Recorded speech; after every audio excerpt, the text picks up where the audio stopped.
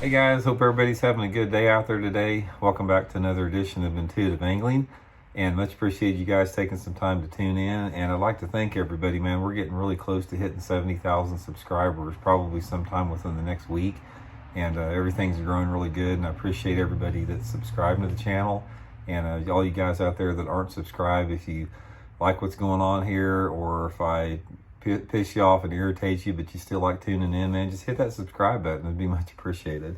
Today, what I'm going to do, I'm going to give you guys a tutorial, like a little seminar completely on when and when not you want to peg your slip sinkers on your plastic worms, or creature baits or whatever.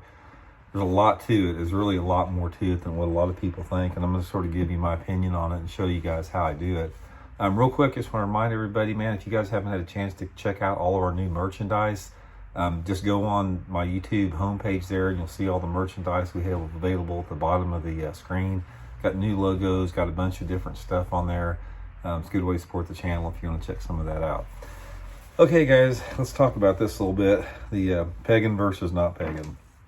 I think a lot of people have sort of gotten away from not pegging sinkers. It's like it started out for years and years and years, nobody pegged sinkers because nobody pitched or flipped. I mean, everybody casted their worms and that type of stuff. So there was really no use for it. It's only when the pitching and flipping started that people started pegging their stuff.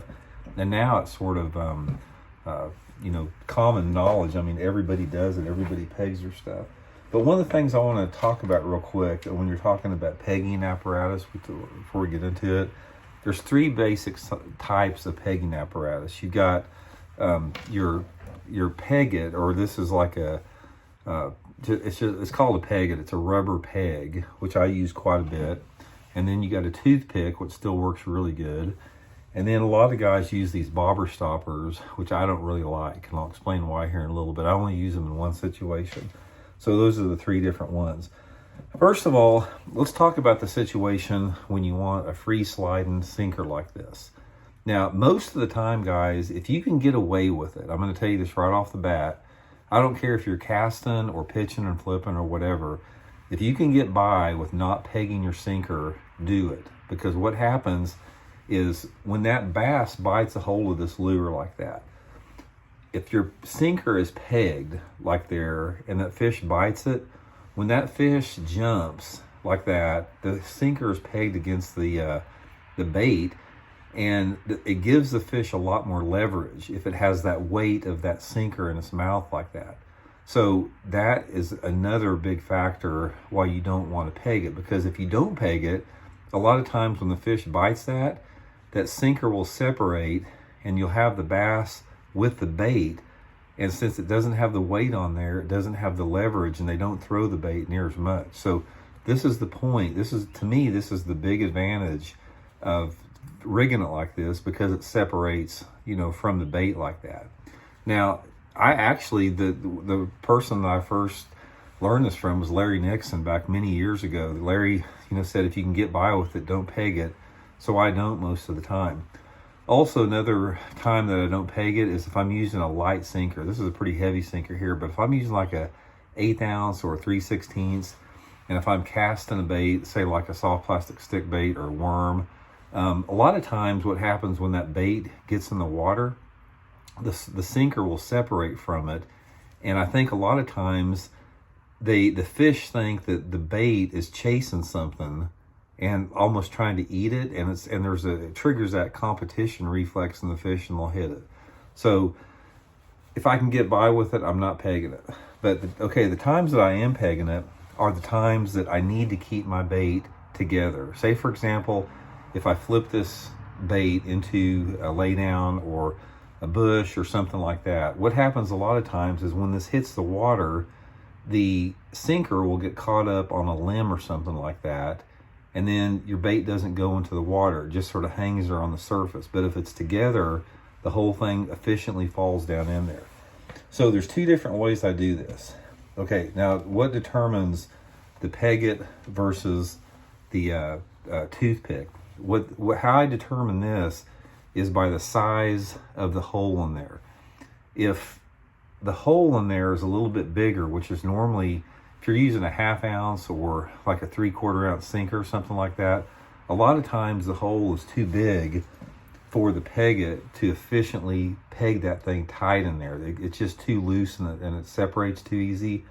So I use the Peg-It if I'm fishing sinkers that are less than a half of an ounce, like 1/8 ounce to a 1/2 ounce, something like that, or 1/8 ounce to 3/8 ounce.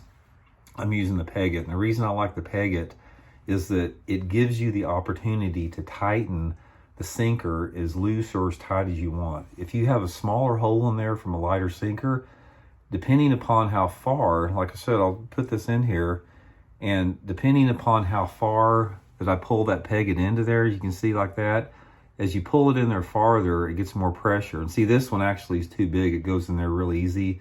So this wouldn't hold the sinker in here. This is why you got to use the toothpick. But what happens on a lighter sinker like that is I can adjust how tight I want this based upon how far I pull it up on the fat end. And I don't want it locked in there. I want it where it moves a little bit, but where it won't separate when I'm pitching and flipping into the heavy cover.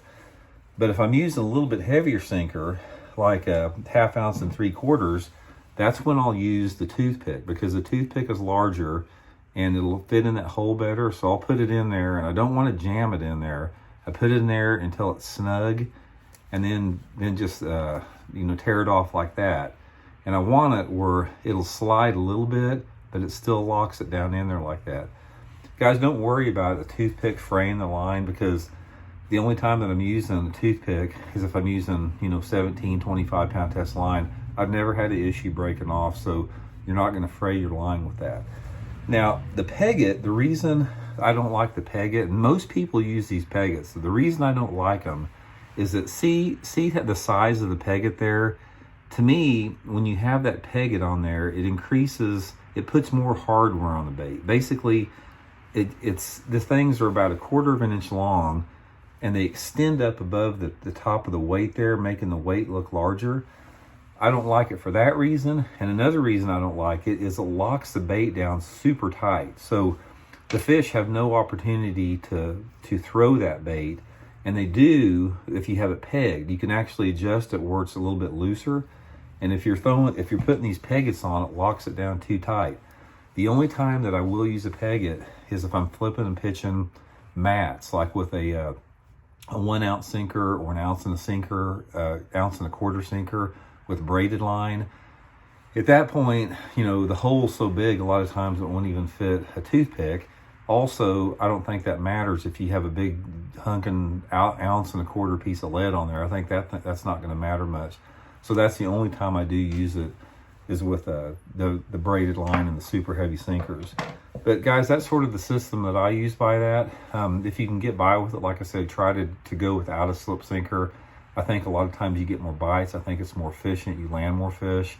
But ultimately, it's a matter of efficiency. You want to be able to efficiently get in and out of that cover as easily as you can and still be able to land the fish when you get them in. So hope that those tips help you out. I think it will. It's something that I've learned over years and years of experimentation. It's been working for me pretty good. So give it a try, see what you think about it. Thanks for tuning in, guys. Appreciate it. We'll see you later.